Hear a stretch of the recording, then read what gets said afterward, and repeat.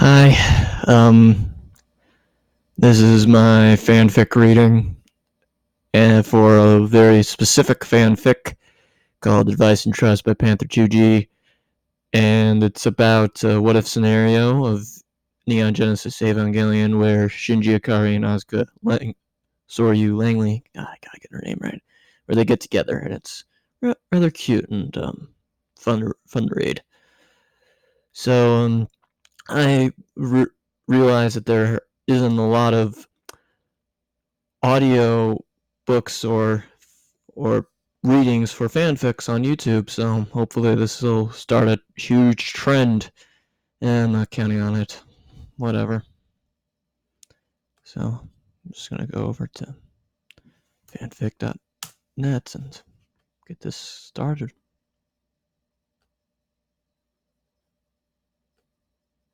I might also do Real F and Deal's Godzilla meets Evangelion fanfic. So, I also should probably read the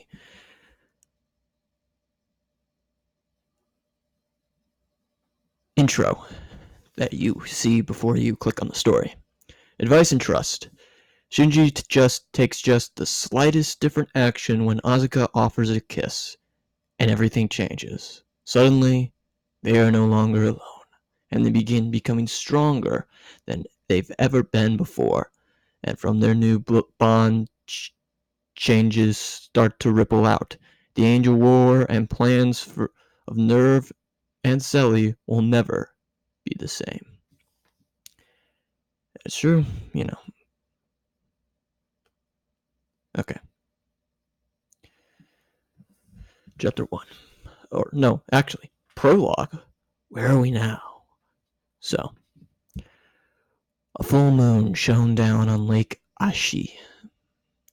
I don't know.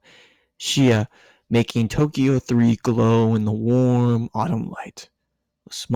In the smallest bedroom of an apartment in a mostly empty building, an old SDAT tape player sat on the desk in a beam of moonlight, gathering dust in the silence. In the living room, dinner was over and the table cleared, but the room was still lively, largely by the effort of one woman. "You're such a good kid, Shinji-kun. You bring me beer and make dinner so good." Major Katsu. No, it was after 9 p.m. and 7 beers, so it was definitely Misato, not Major Katsuragi now. Burbled happily at her young roommate. She patted her full belly and sighed.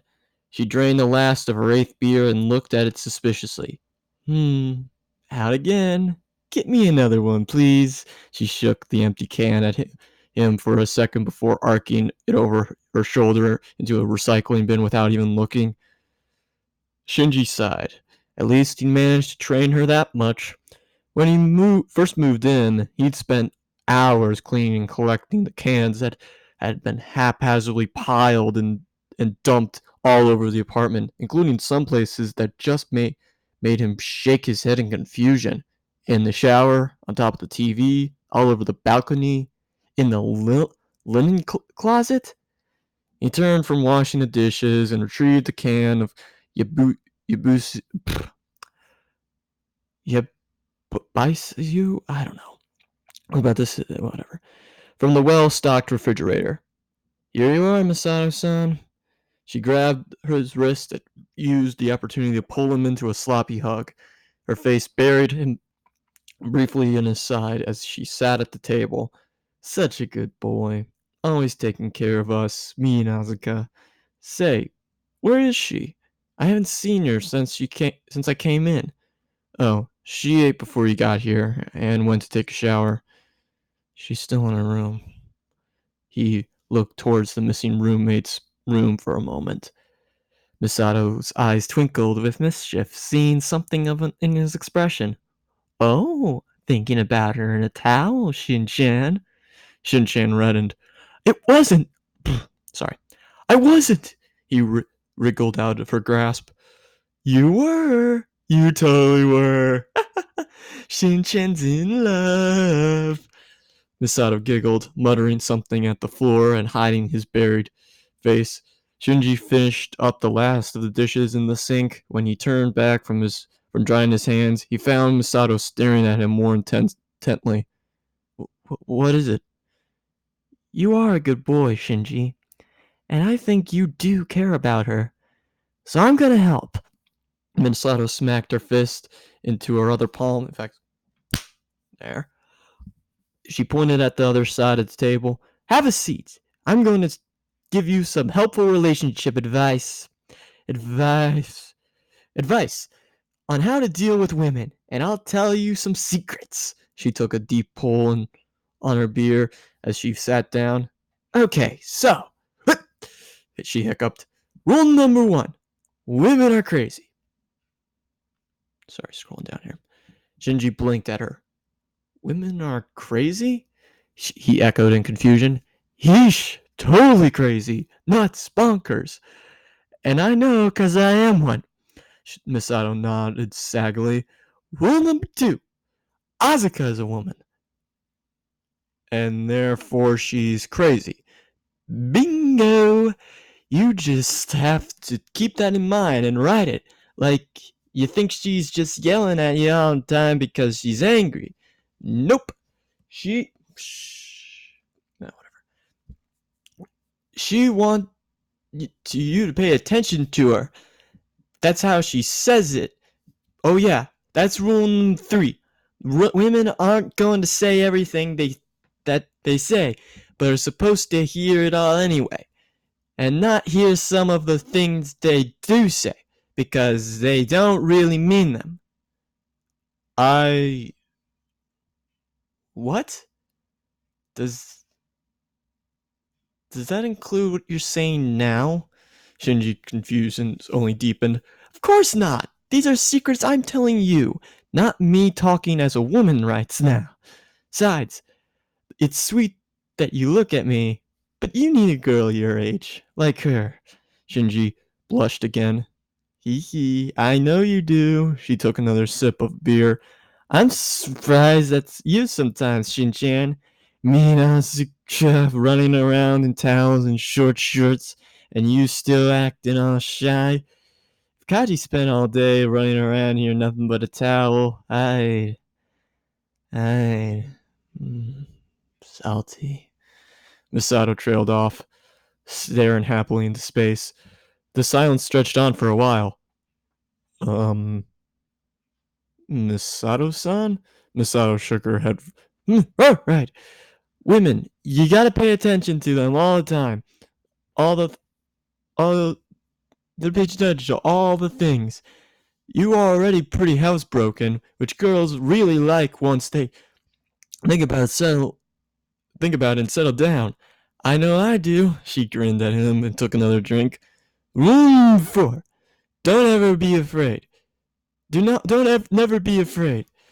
She leaned forward, planting her head on the table and hands on the table, and stared at him carefully. That's an important one. Shin-chan, really listen to that one. Shinji tried. He really tried not to stare at the perfect shot down her cleavage that Misato's position and loose tank top offer him. He lost his struggle. After a long pause, Misato started giggling and snorting at how red his face was turning and sat down. Cat that your tongue, Shin-chan? But did you hear me? That's the big one. Shinji gulped and shook his head clear. Bouncy. Yes! Don't be afraid, you said, or something like that.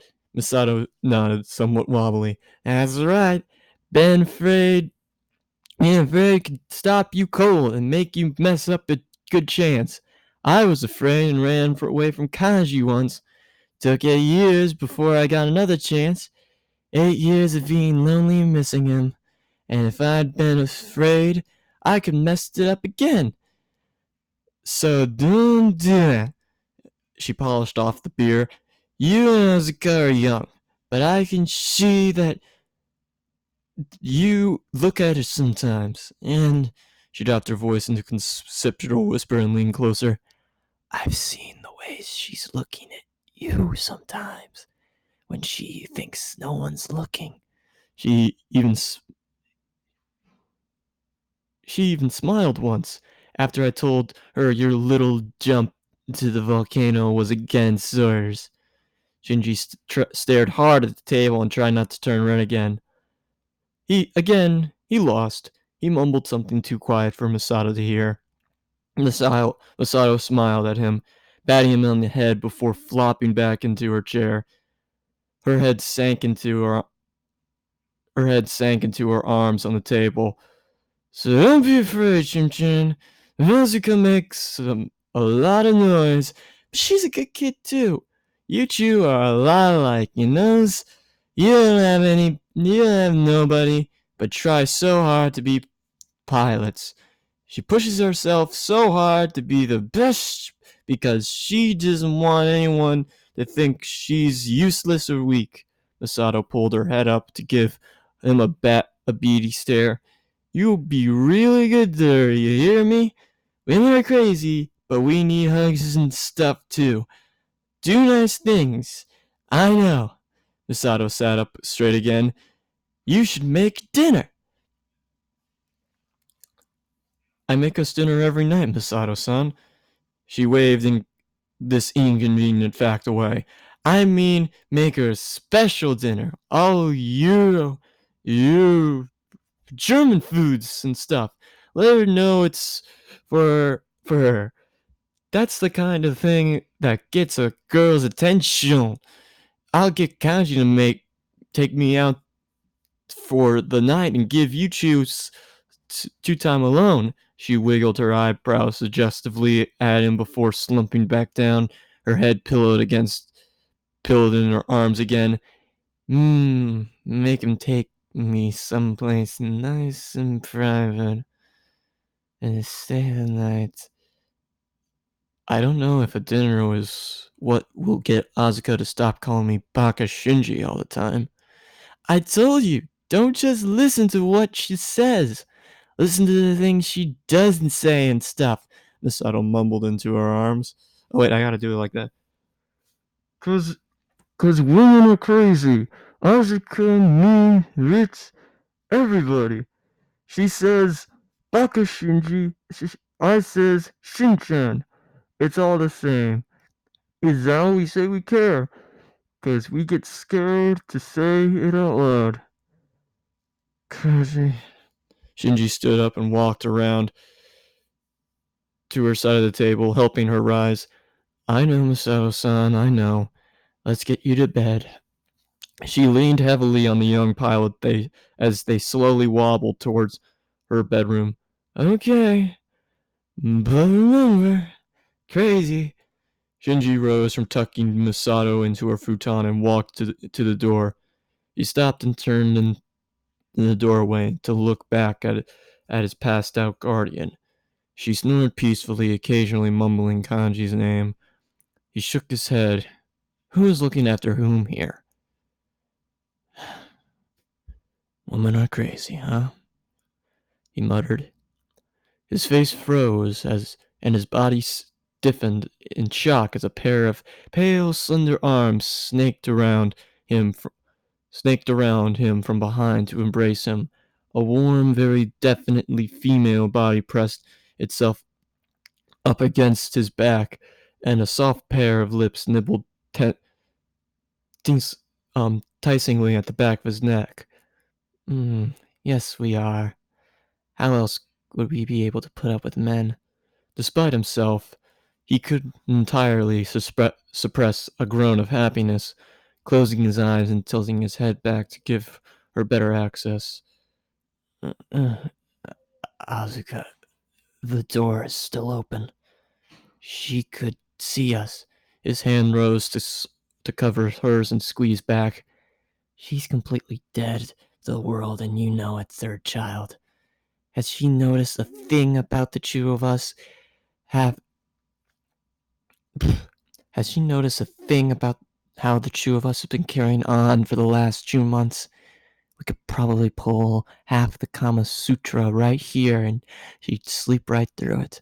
Her arms loosened enough to let him turn around in in her embrace and stare right into her sparkling blue eyes. Now, are you coming to bed? It's cold and lonely without you, and you promised me I'd never sleep that way again. Shinji didn't even try to conceal the warm smile that spread across his face. Asuka, has there ever been a single night since the first time you kissed me, or I have slept anywhere else but right next to you? Of course I'm coming. He closed the door to Masato's room as quietly as he could and let his fingers intertwine with hers as they walked across the living room towards her bedroom. Her hand was tiny and warm in his. Well, yes, there's the occasional rare night our steam guardian is not knocked out cold from beer or overwork, Asuka retorted, but without any heat. I don't like those nights. It's much better when she's tired, full of beer, or Kanji keeps her out late. I still manage to sneak over into your room after she falls asleep those times. If you don't sneak into mine first, he pointed out. Asuka smiled. I'm getting impatient. You know that.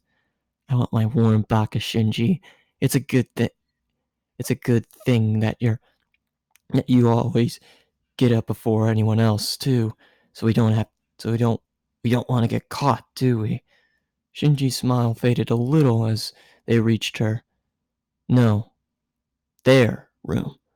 He hadn't slept more than a handful of nights in his bed since the night Asuka had asked him if he wanted to kiss. A night that had spiraled out all expectations for either of them had become the beginning of a dream more wonderful than anything else he'd ever experienced in his whole life. All because he put his arms around her and answered her kiss. I still feel a little bad hiding us from everyone, Asuka. We can't even go out on a weekend on a normal date or anything. And I'd really like to do that. She slid the door open and pulled him inside after her. I know, but if Masato found out, she'd stop doing this. We're too young, or some other excuse. Like we're not soldiers that could die any day. She pulled her t-shirt, all she wore, over her head and threw it to the side. And I refuse to even think about that. You know I haven't had a single nightmare I can remember since we started sleeping together. I used to have them almost every night. I could love you for that alone. If nothing else, Shinji. Not that not that the rest isn't nice too. She sat on the bed and scooted over to leave him some room. Besides, no one would believe you and me together. She snorted. Us? In love? Truly? Madly? Deeply? Never. Akari might, if you told her. And I'm pretty sure Ayanami figured it out on out the first few days, given how much she stares at us. He sat down next to her and neatly folded his shirt up after likewise removing it. And she hasn't said anything? She hasn't said anything? Shinji shrugged. It's Ayanami. She's not exactly a chatterbox or the school gossip. Is she gonna tell? Still, you should do something nice for her as a thank you from both of us. If I did it, that'd be even more suspicious. You could try doing it yourself. People change. They might accept that. He took her hand with a smile and kissed her fingertips. She stroked the side of his face after he released her hand. It's hard enough pretending to everyone that I'm still constantly angry at you, and we're still at each other's throats all day long. Prefer to be at your throat this way. She leaned in to nibble and gently suck and no. She leaned in to nibble and suck gently at his neck. You're so much more amusingly sensitive there, he hissed in pleasure. Gentle. Masato's going to notice I'm I'm using a lot of her concealer one of these days. Asuka's lips curled in a smirk. Good thing she can't see your back then. Those would be even harder to explain. No apology from tearing up my poor back? He smiled. He smiled anyway. She snorted. Not one bit. I'm marking my territory. You're mine, third child. You promised me that night, that the first night. Her arms wrapped around him tightly as they lay down. Together. Forever. Always. Shinji pulled the sheet over them, nodding. Until the end of the world, you and me. Against the angels and anything else that tries to hurt us. She pressed herself into his side, purring tenderly. He pressed his face into her hair and inhaled the strawberry balsam scent of her shampoo. I love you, Asuka. You better, third. You're stuck with me for good. She murmured happily, squeezing him. And I love you too, Baka Shinji. In the room across the hall, an old SDA tape player sat on the desk in a beam of moonlight, gathering dust. It hadn't been touched in 2 months. Retreat and escape from the world were no longer needed. So yeah, that's Advice and Trust. Hopefully this audio book, or whatever you want to call it, is a lot more helpful than it was irritating to hear me have to stutter every once in a while. I have a mic now, so I can properly voice myself, and yeah. What else is there to talk about? I don't know. Enjoy this, I guess. It's nice. My name is Duff Timmons, or Duffy Boy, whatever you want to call me. And hopefully one day I can get a better camera. Until then, good night.